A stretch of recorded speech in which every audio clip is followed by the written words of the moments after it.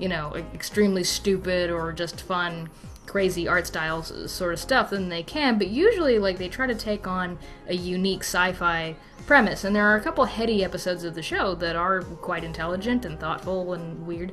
A couple were written by the award-winning sci-fi author To Enjo, but neither of them are on this list, because I kind of like the heady stuff in Space Dandy that's fucking silly, for lack of a better word. And this episode is immensely creative and weirdly smart, but it's also really fucking silly. Like, and to me, Space Dandy is at strongest when it's like that. Like, it needs to be kind of fun and light and weird to look at and engaging just on a transcendent, strange level, and not just be talking heads. And so the talking heads of episodes of Space Dandy, even though they're really well animated and have cool stuff in them, I like it when it mixes it with the imagery. So this is kind of the perfect example of that.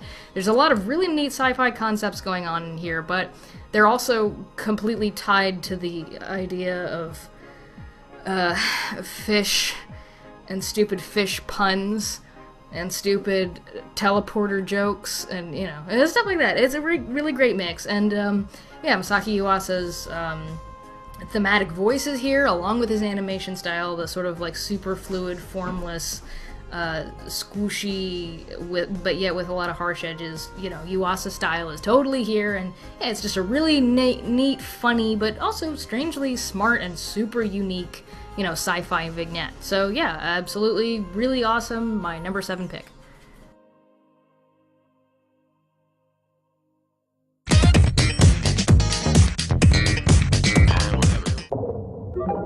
What kind of thing are you?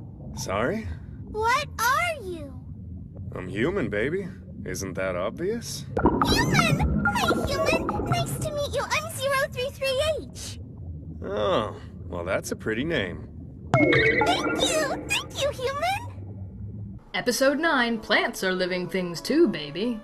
So we've gone straight from Masaki Yuasa to Masaki Yuasa's protege, who has worked with him on most of his projects, and finally got her own vignette to helm in Space Dandy, so I'm sure she's done, like, individual episodes of Masaki Yuasa's work, like I'm sure she's done a lot of animation in them or directed entire episodes, but this is the first I've seen of, like, something that's directly controlled by her, because her style is similar to Yuasa, so I can't really tell. And but this we know she completely directed, so you can kind of compare between those two episodes, like their styles and what little ways they differ, and I don't know. It's neat.